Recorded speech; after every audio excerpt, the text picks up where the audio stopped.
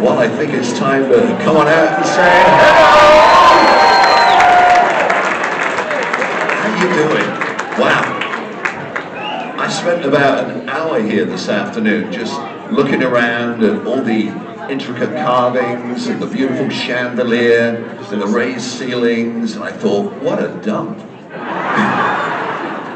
Sorry, I stole that line from David Letterman. He did like 2 weeks here, and that was what he said. It's just such a gorgeous theater, and I think it just turned 100, I think, which makes it older than me.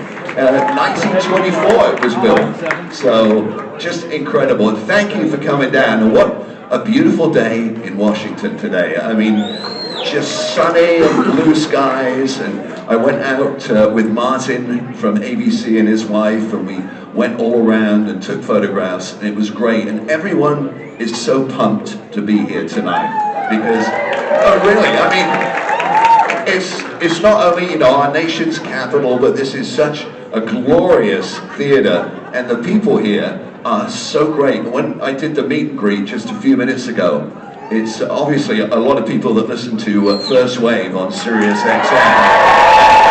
And bless you for that, that's great. That stops me from getting a real job. I really appreciate it.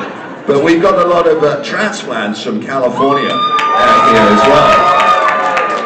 Grew up, they were listening to a station. And by the way, if you're not from California, I'm just going to waste 30 seconds of your life right now talking about it. They were listening to a station I was on called KROQ, but we didn't call it KROQ, we called it There you go. And I saw someone with a K-Rock t-shirt. I couldn't take a photo with him because they were pulling me back. So there he is! All right, let's do it now. Do it now, all right?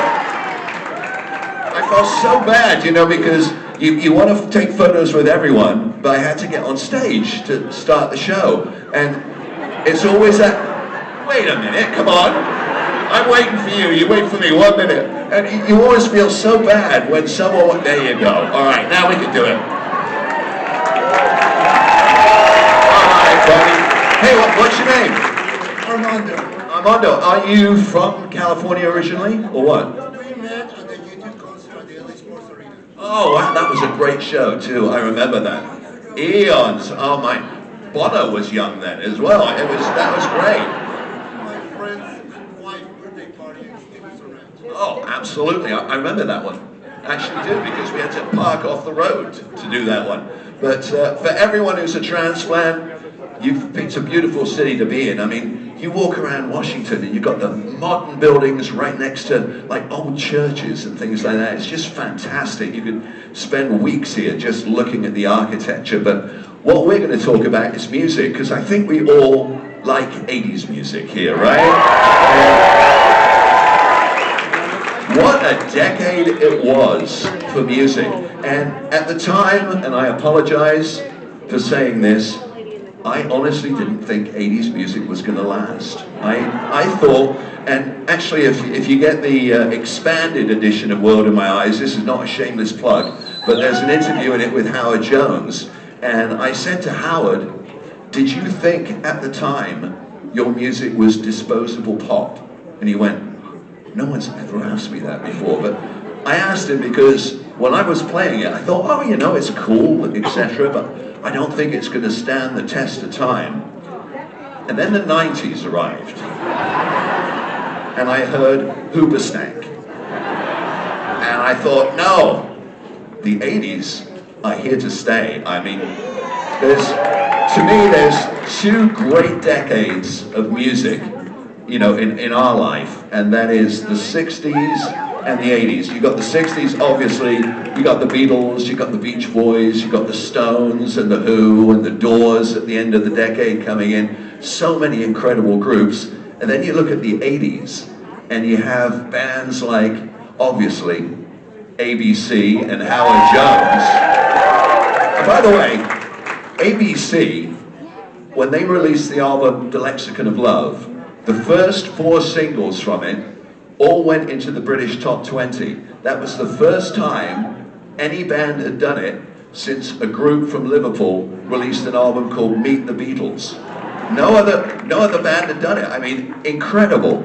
And so the music has lasted and stood the test of time, and we've got so many of the groups that we grew up with that are still around today. We've got that one that's named after the Matmos in Barbarella, Duran Duran. I mean, possibly bigger now than they were in 1984 when you went out and got the poster of Simon and put it on your bedroom wall. I mean, they sell out everywhere. It's crazy. And Depeche Mode and The Cure, it is just ridiculous how big these bands are, and ridiculous in a good way, because Oingo Boingo, well, Oingo Boingo were Southern California phenomenon and a Southern California legend. And unfortunately, Danny, who is the lead singer and composer for Oingo Boingo, he left the band in 1995 because he was doing movies. He did the Batman movie, he did Spider-Man, he did all of the Tim Burton films, Edward Scissorhands, he did the theme for The Simpsons.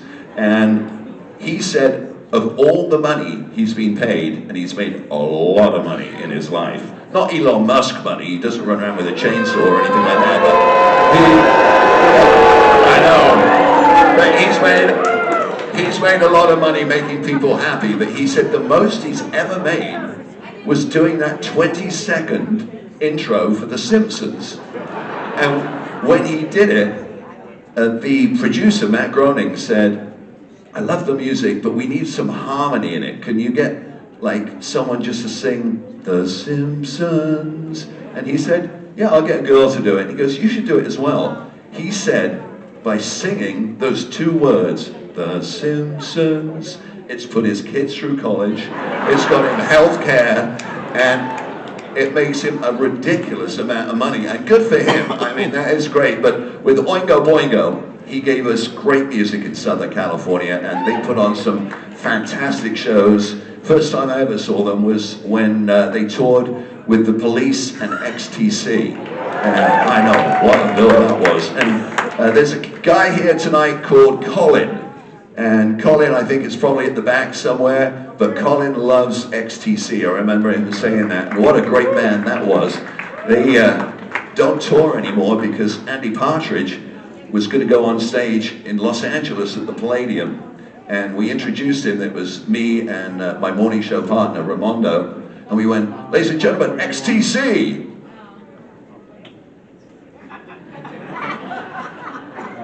I'll be right back. And we walked off, and he was sitting in the dressing room. He said, I can't go out. And that was his last ever show. Well, the show before was his last ever, but that was the last time they ever went out on tour. But what a great band XTC was as well.